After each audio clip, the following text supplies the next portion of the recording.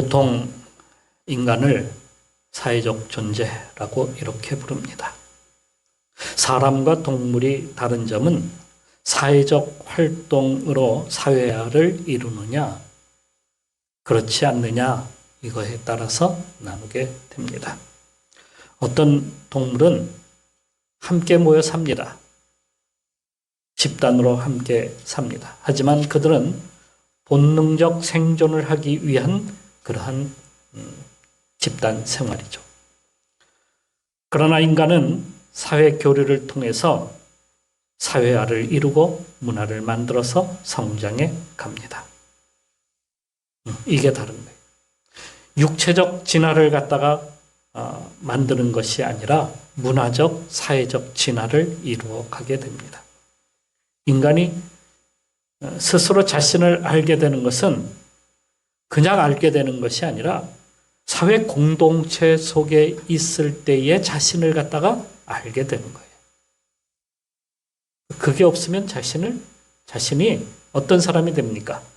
어울리지 못하고 편협한 사람, 자기만을 아는 그러한 사람이 되는 거예요. 진정한 자기를 발견하지를 못한다. 그러는 거예요.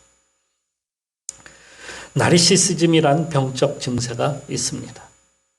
이것은 자기만을 알고 자기만을 사랑하는 사람을 뜻하는 말입니다. 예전에 그러니까 거울이 없던 그런 시절에 한 젊은이가 사냥을 나갔다가 목이 말라서 물을 찾게 되는데요. 그때 한 조그만 연못을 갖다가 발견하게 되었습니다. 그는 물을 마시려고 연못에 고개를 숙이고 물을 갖다가 뜨려고 하는데요. 맑은 연못 속에 정말 잘생긴 젊은이 하나가 그렇게 비춰지는 것이었습니다.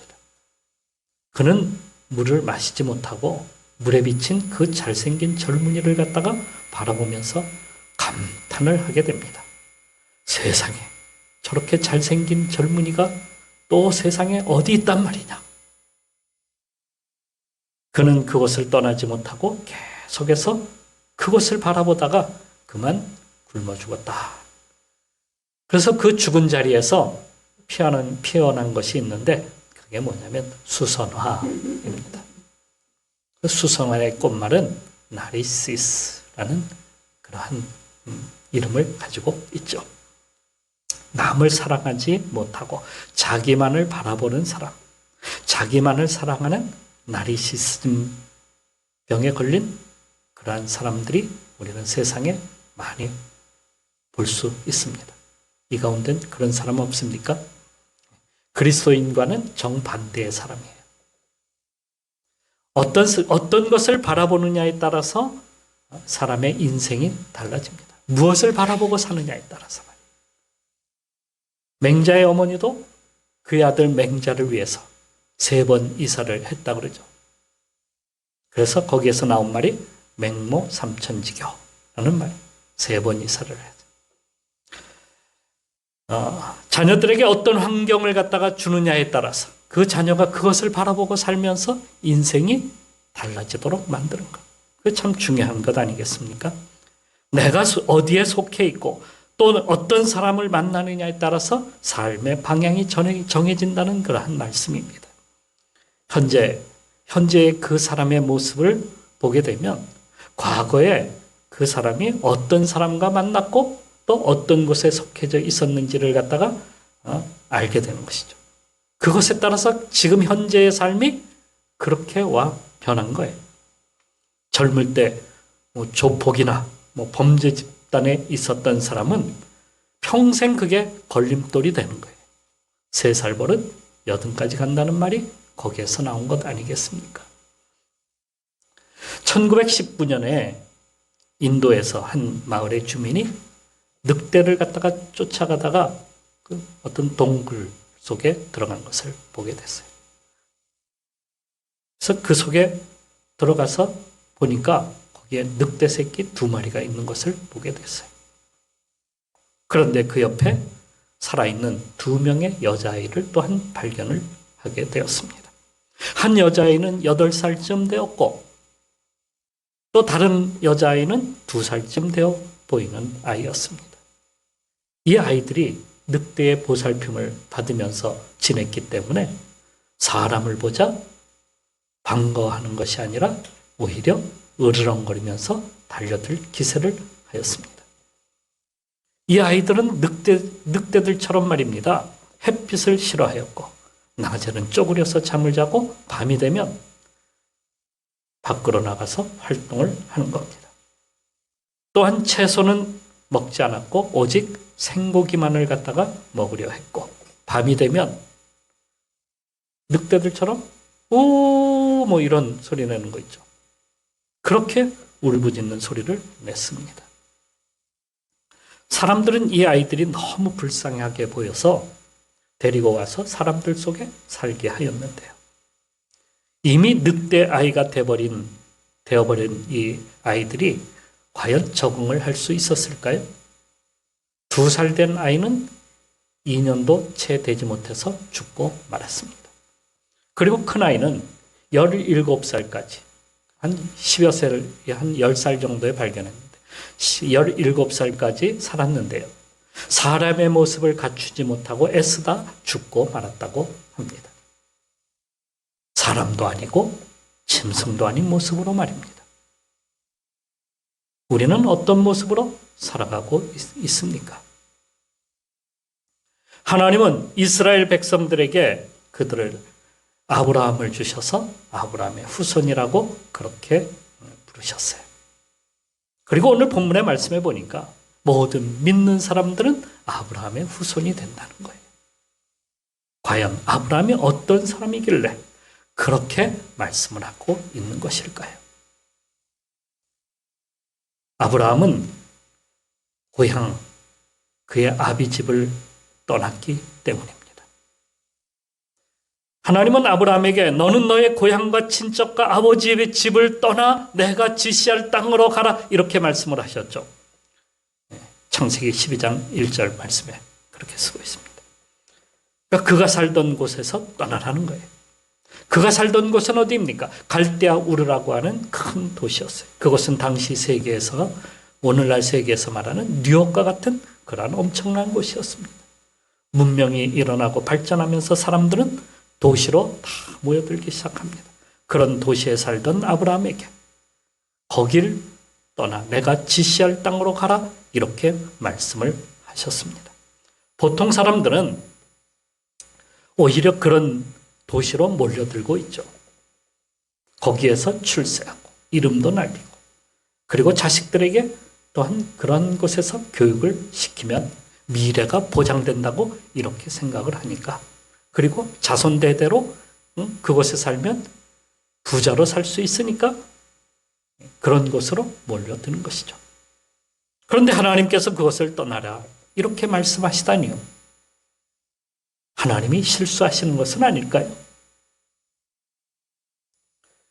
그곳에 오는 사람들은 대부분 성공을 위해서 몰려듭니다. 잘 살고 이름 날리고 권세도 누리고 맹모 삼천지교를 이루면서 살려고 합니다. 한동안 강남으로 이사하는 사람들 대부분이 이 맹모 삼천지교를 이루기 위함이었습니다. 또 강남 집값 하면 알아주지 않습니까? 강남의 집은 우리나라에서 어떤 곳보다도 비싼 집들입니다. 강남에 살면 모두가 다 부자 소리를 듣습니다. 그래서 돈 있는 사람들은 다른 자기가 살던 곳을 버리고 강남으로 다 이주하죠. 또 자식 교육을 위해서라도 그곳으로 간다는 겁니다. 그래서 사람들이 강남 그렇게 말하는 것 아니겠습니까? 하나님은 그곳에서 교회를 세우고 나를 믿으며 잘 살라 하지 아니하시고 그곳을 떠나라 하셨습니다. 그곳에 살면 자꾸 하나님을 갖다가 볼 수 없기 때문에 볼 수 없도록 만들어요. 하나님을 만날 수 없도록 그렇게 만들어요. 사람들은 신을 믿어도 꼭 자기에게 물질을 가져다 줄 신, 탐욕을 채워줄 그러한 신을 갖다가 사람들은 필요로 하고 있습니다. 그런데 하나님은 그것을 싫어하시거든요. 그러니까 사람들이 하나님이 아닌 우상을 섬기고 다른 신을 자꾸 만들어내는 겁니다. 왜요? 복 받으려고. 복 받으려면 어떤 신이 필요해. 그러니까 복 받기 위해서 신을 만들어내는 거예요.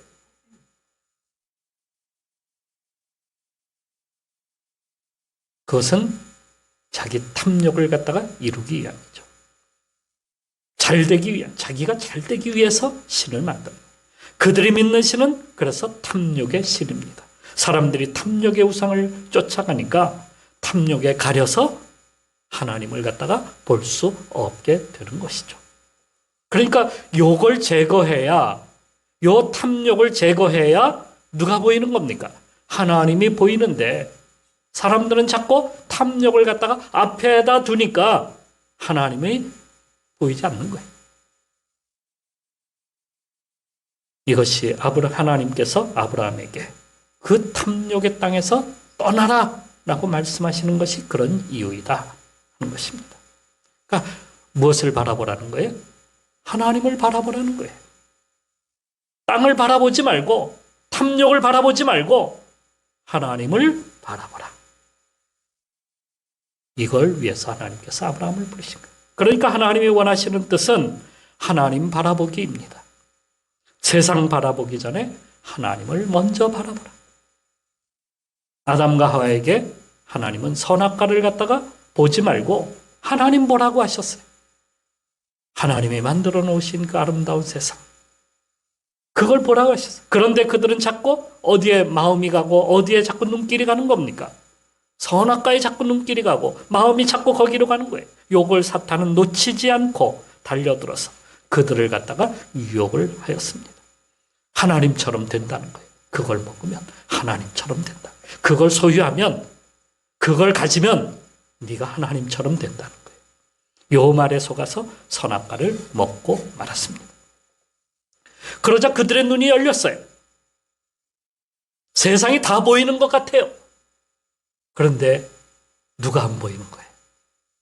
하나님이 안 보이는 거예요. 하나님이. 눈은 열리는 것 같은데 진작 우리 눈에 보아야 될 하나님이 안 계시는 거예요. 하나님이 없는 거예요. 부자 청년이 예수님께 와서 천국을 보여달라고 합니다. 자신은 율법도 지키고 하라는 것은 다 했다고 합니다. 예수님은 그 청년에게 말씀하시기를 너의 재산을 팔아서 가난한 사람에게 나누어 줘라. 그러면 하늘에서 보화가 너에게 있을 거야.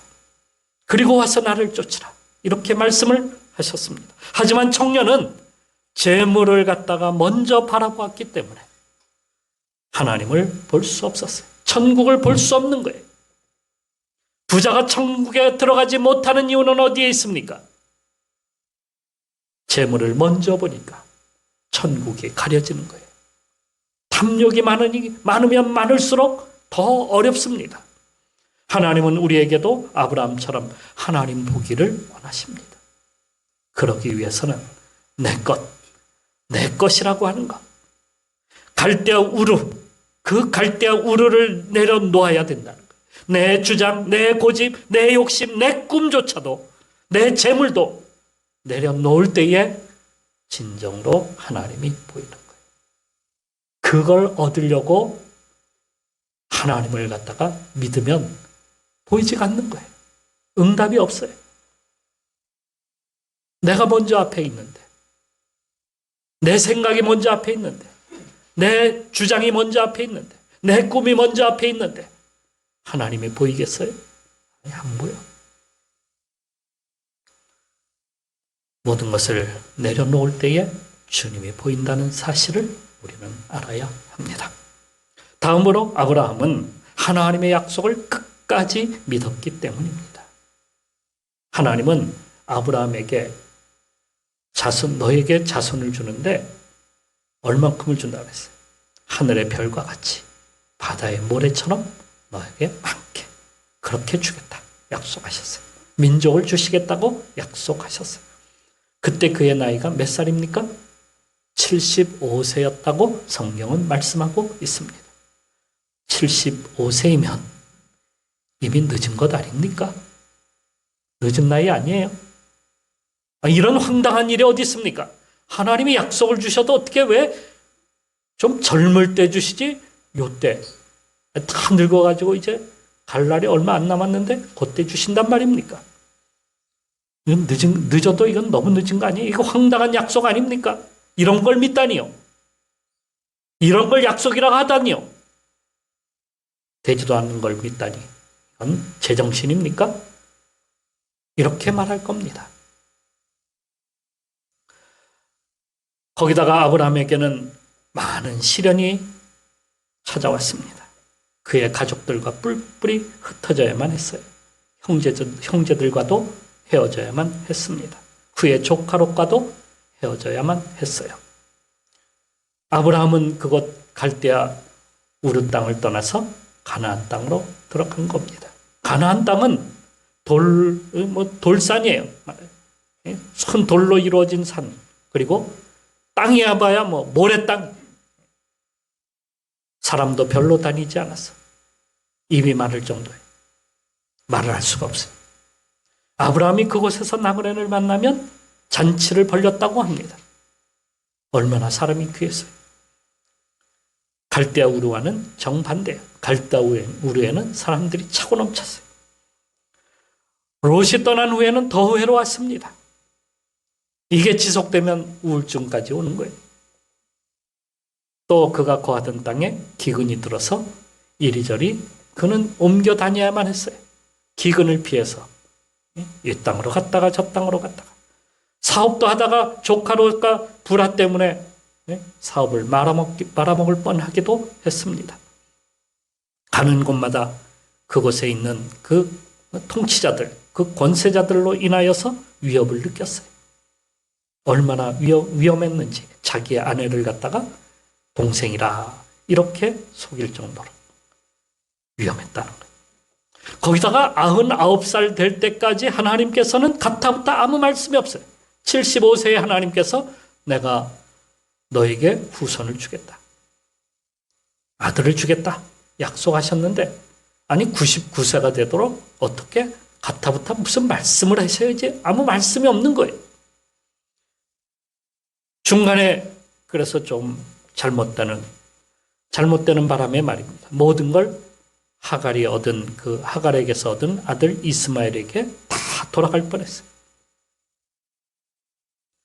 그에게 항상 이렇게 시련이라는 강한 바람이 그에게 계속해서 불어왔다는 것입니다. 그런데도 그의 믿음은 변했을까요? 변하지 않았습니다. 이렇게 변하지 않는 것은 단 하나. 하나님을 앞에 두었기 때문입니다. 하나님은 조건이 아닙니다. 하나님은 우선입니다. 하나님을 잃으면 모든 것을 잃는다는 것을 우리는 알아야 합니다. 하나님이 계시지 않는 인생은 공허합니다. 제로입니다. 제로, 영. 영은 아무것도 아니잖아요. 일도 아니고 영이에요. 영은 아무것도 아니에요. 공수래 공수고 아무리 노력해도 아무리 훌륭해도 아무리 똑똑해도 하나님이 계시지 않는 인생은 헛수고에 지나지 않는다. 이걸 우리는 알고 가야 합니다. 우리 인생의 마지막까지 우리가 해야 될 일은 무엇입니까? 천국을 소유하는 거예요. 하나님을 소유하는 거예요. 하나님을 우리가 믿고 그분을 갖다가 우리와 함께 하심을 우리가 알아야 돼요. 그러니까 우리의 인생의 마지막까지 천국을 우리가 어떻게 하든지 우리 속에 소유하고 살아야 돼. 하다못해 죽을 때도 천국에 가지 못하는 인생이라면 얼마나 불쌍합니까? 얼마나 공허합니까? 이게 바로 공술의 공수거다. 예수님은 이렇게 말씀을 하셨습니다. 내가 너희를 위하여 거처를 예비하러 가노니 가서 너희를 위하여 거처를 예비하면 내가 다시 와서 너희를 내게로 영접하여 나 있는 곳에 너희도 있게 하리라. 우리가 주님을 믿으면 우리의 미래를 주님이 보장해 주시는 겁니다. 여러분 모두가 하나님으로부터 미래를 약속받는 성도가 되시기를 축원합니다. 그거는 75세가 지나도 가능합니다. 언제라도 가능합니다. 젊어도 가능합니다. 우리의 미래, 주님의 손에 달려있음을 깨닫고 나가기를 바랍니다. 그리고 아브라함은 아들인 이삭을 바치기까지 주님을 갖다가 믿었다는 사실이에요. 하루는 하나님께서 아브라함에게 아들 이삭을 모리아산 제단에 바치라 하셨습니다. 이것이야말로 아브라함에게 찾아온 가장 큰 시련이 분명합니다. 아들을 바치라니요.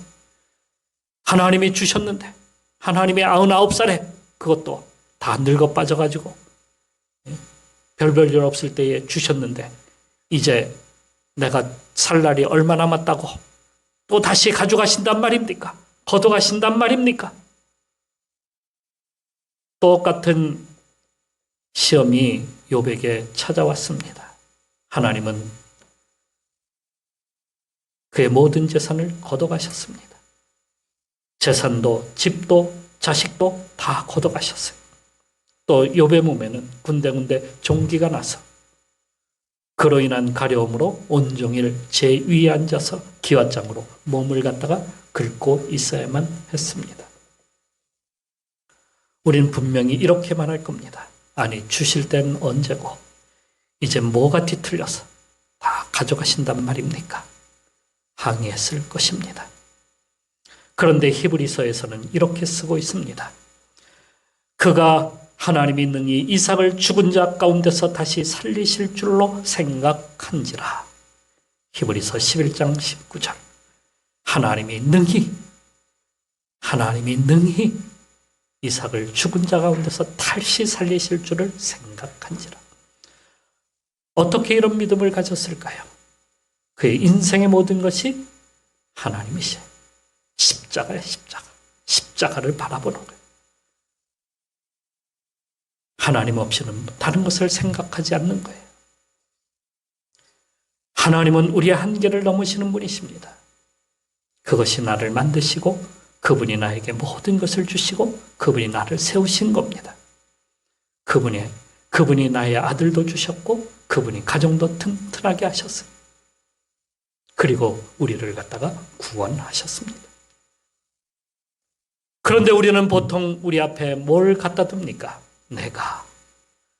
내가를 다 갖다 놓습니다. 내가 잘해서, 내가 열심히 해서, 내가 운이 좋아서.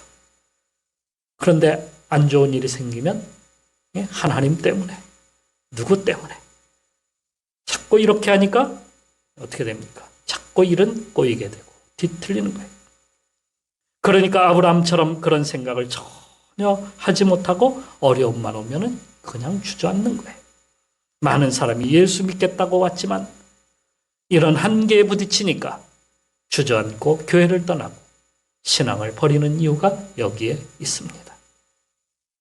내가 하려니까, 내 이름을 앞에 두니까, 자꾸 나를 자랑 삼아 이야기하니까 자꾸 우리는 한계에 부딪히고 마는 거예요. 우리의 지식, 우리의 경험으로 하려니까 못하겠다고 하는 겁니다. 아브라함도 내려앉을 뻔했습니다. 하지만 아브라함은 먼저 하나님을 갖다가 생각했다. 여기 하나님을 생각했다. 이게 믿는 자의 모습입니다. 이런 사람이 아브라함의 자손이고 이런 사람이 아브라함을 닮아가는 겁니다. 아브라함은 우리의 믿음의 선조입니다. 그분을 따라가면 우리도 아브라함처럼 약속을 받고 우리도 믿음으로 의롭다 인정을 받습니다. 오직 하나님 바라보기로 살았던 아브라함처럼 우리도 먼저 하나님 바라보는 인생으로 살아가기를 주님의 이름으로 축원합니다.